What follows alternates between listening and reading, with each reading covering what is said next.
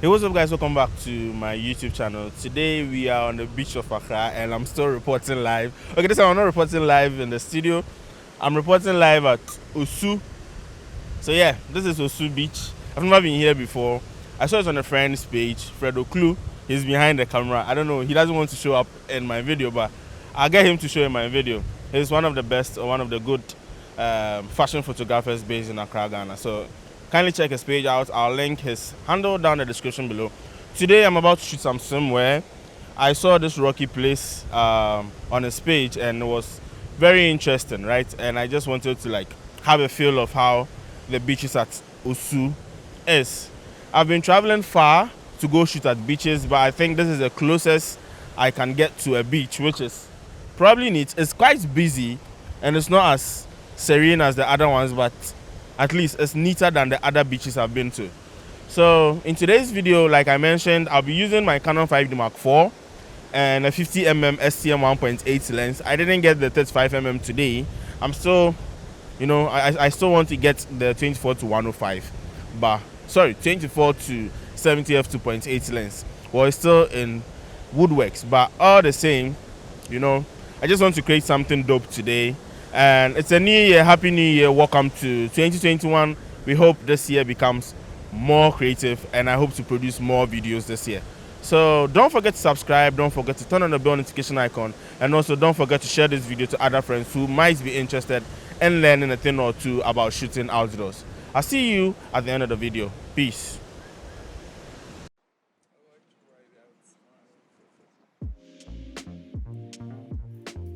As a photographer, you always want to get one of the very best images to promote your photography business or to have on your portfolio so that you can also boast of a very good work. Lighting has to be one of the very few things or one of the major things to consider when you want to produce a very good image. There are a few things you can have in mind, but I think lighting takes priority, and shooting with natural light also comes with its advantages and disadvantages. I've had a couple of questions where people were asking me if they could use certain gears to shoot natural light. How can they go about shooting natural light, and some things they need to consider when shooting natural light. I've had all these. I have to compile a lot of things down. Considerable tips you should consider when you're shooting outdoors using natural light. So what's up, guys? Welcome back to my YouTube channel. In today's video, like I mentioned earlier, I'll be talking about some tips or some considerable tips you need to have in mind when you're shooting natural light. I decided to shoot at the beach so that I could have a lot of references to be able to tell you guys what and exactly how it is to go about shooting natural light with whatever gear you have. You guys always know that I always say this: you can produce whatever you want to produce with whatever gear you have until there is a limitation. So in as much as I will say gear doesn't matter, I can also say gear matters. It depends on when and what situation you find yourself in. So the very first thing I have in mind is your source of light and the time of day you're shooting with the natural light. Of course, the source of light is our natural light, but you need to consider the time of day you're shooting. Is it very early in the morning? Is it very late in the evening, or is it in between, which is say somewhere 12 o'clock in the afternoon? Depending on what you're looking for or the mood you're going in for. Are you going for a very harsh look? Are you going for a very soft look? Are you going for a very golden feel? Depends on what you're looking for. Are you looking out for blue skies? Are you looking out for white skies? Are you going to blow your background? Are you shooting backlit? Are you shooting frontlit? Are you shooting sidelit? Depending on what you're going in for, you need to consider the time of day you're shooting. So the best thing to do is step out on your own. Check out the time intervals during the day that you think you have flashing lights for whatever projects you have in mind. Are you going to shoot the model using the side lighting technique? Are you going to shoot the model with the lights wrapping around her? Are you going to shoot the model with the butterfly lighting technique? Depends on what you're going in for. But with me, when it comes to swimwear, I like to shoot either very early in the morning, because when the sun rises to the other side of where the sun is rising, I'm getting blue skies, or late in the evening, somewhere around 3-4, because the other side of the sky will also have the blue skies I'm looking for, as you can see in the video.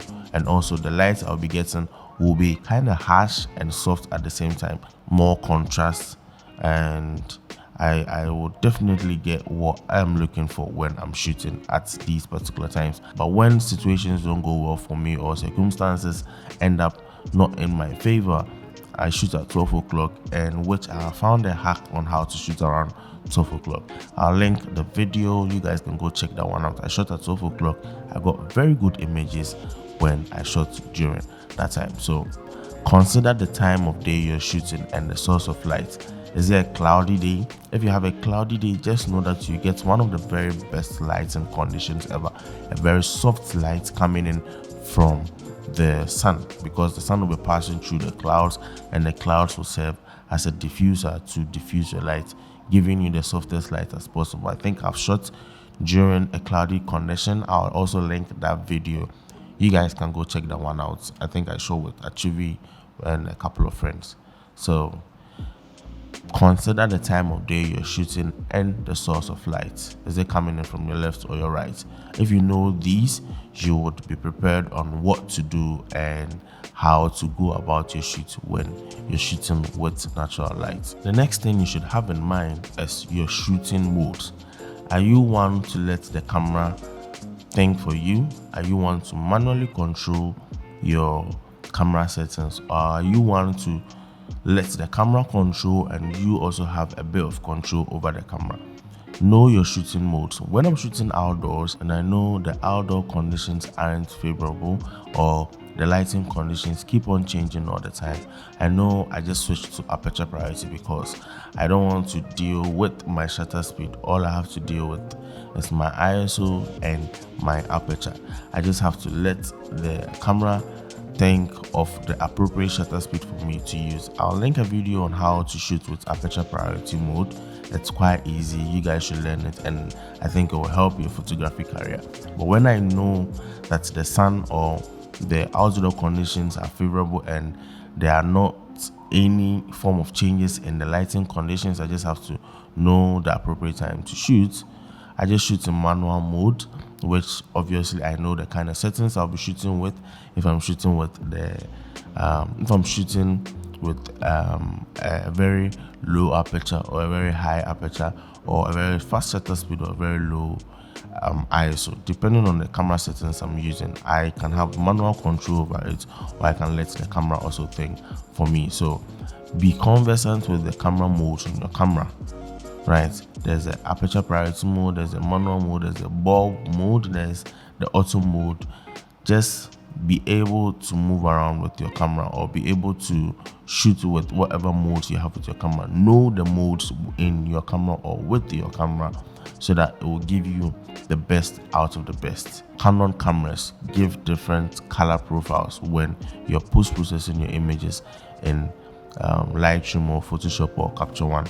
So if I know what I am using, so say in this video, which I was using my Canon 5D Mark IV, my Canon 5D Mark IV gives me close to the colors I am seeing when I am shooting.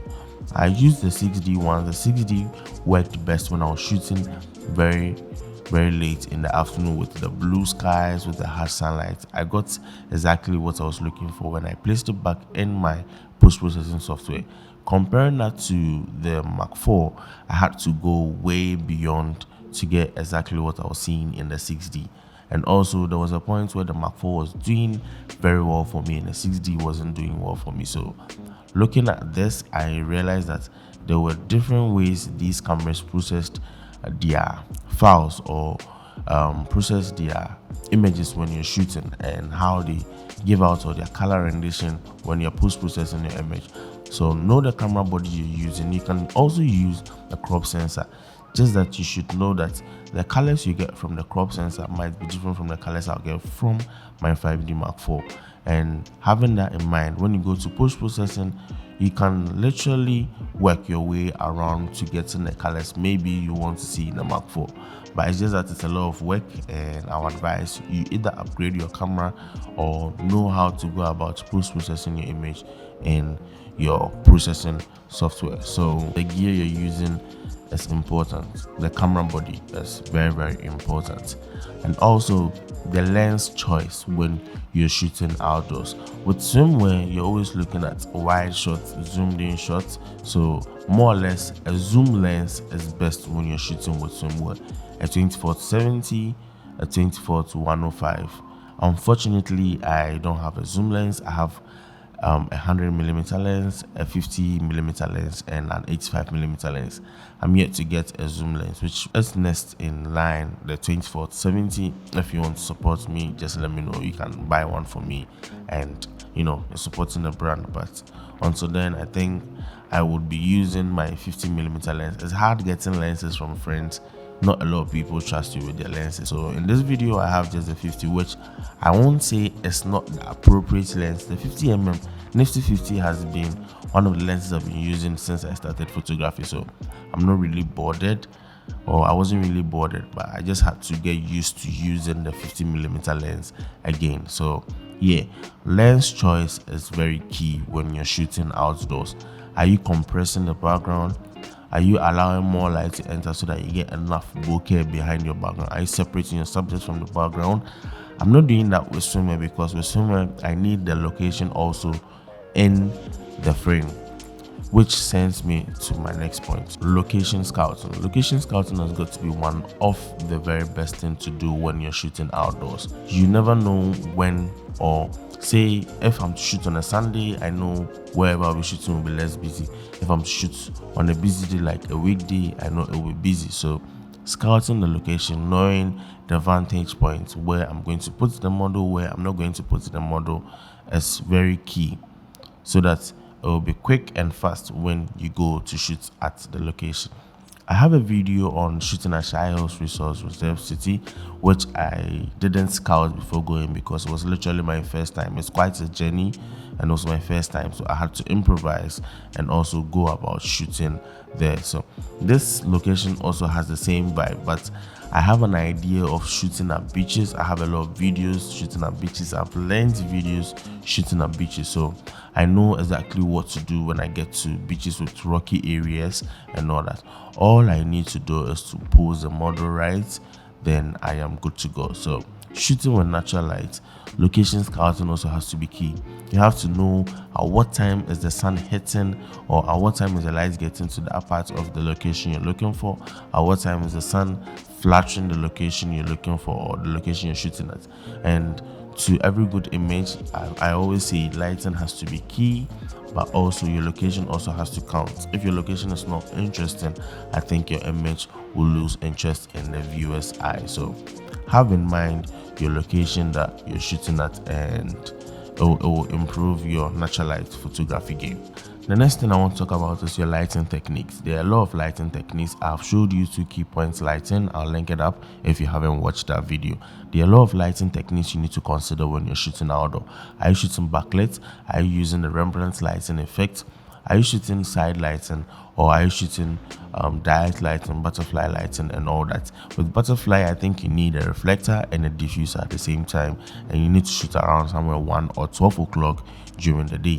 With Rembrandt's lighting, it's either very early in the morning, which I know people are quite lazy to wake up very, very early, unless maybe it's a paid job, or very late in the afternoon where the sun has moved to the side and you will be able to create that Rembrandt thing there. I always advise not to shoot dark, like very dark models, like the model you're seeing in the frame, with backlighting, because it's not flattering. You would have to expose for your skin, and exposing for your skin blows out the sun. It works best when you're shooting with very, very light skin model. The camera sensor has to deal with a lot when you are exposing for a dark skin shooting backlit. So avoid shooting backlit when you're shooting a dark skin model. But if you know you can still produce a very good image from it, just go for it. I'm not preventing you from shooting backlit, but I'm just giving you a tip which I have had experience on shooting backlit with dark models, unless I'm shooting a silhouette. I can't get my skin details or my skin color when I'm shooting dark lit with dark skin models. But with light skin models, I think it works best. So avoid or try and avoid shooting backlit when it comes to dark skin models. So if you know all these lighting techniques, it will be easy for you to go about when you're shooting with natural light. You can shoot the light hitting the model directly like what you're seeing. You can shoot your backlit, you can shoot your directional. You just have to move around, or your model can be there, the lights can be hitting there from anywhere. All you have to do is move around like you see us moving around in the video. So just move around, change your camera angles, change your camera positions, and you'll be good to go. Which sends me to the next point. The next point is about camera angles and camera positioning. I just want to make this video short, but let's talk about this before we end the video. When you're shooting somewhere, or when you're shooting any other portrait shoot outdoors, majority of the time your lighting is key. But to make your image more flattering, you need to have different angles to the shots or different positions. Most of the time people are shooting head on straight, which I have seen all the time. I also thought of that, shooting directly all the time. But the moment you move to say the side of the model, the side of your subjects, a different angle, shooting overhead, shooting way below. A lot of people like shooting way below, low below the eye level. It's fine, but don't do that all the time. Try shooting above. The hero shots, the hero shot is shooting above. Shoot from the side, get different angles from the same subject you're shooting, and believe me, you'll be astonished, or you'll be overwhelmed with the kind of pictures you produce when you practice different angles. You can shoot eye level, you can shoot below eye level, you can shoot above eye level, you can have the overhead shots. There are a lot of camera angles. You can go research on them and know your way around shooting with the angles. I think these are some of the tips I would want to give to you guys when you're shooting natural light outdoors. So if you're not going to take anything away, just know that you should just take away the light source. Your lighting is key when it comes to producing very good images. I hope to put up some of the images for you guys to see exactly what I was getting during the shoot, so that you can follow along the next time when I'm shooting. And I also hope to produce more videos this year. And Happy New Year once again. Let's hope this year becomes more creative. We get more jobs as creatives, and also we get paid for our creativity. Thank you for joining in on this video. Don't forget to subscribe to my YouTube channel. Don't forget to turn on the bell notification icon, and don't forget to leave me a thumbs up if you have, or if you loved this video, loved this content. Drop down any comments below if you have any concerns, and I'll get right to it. So until then, I'll see you in my next video. Peace.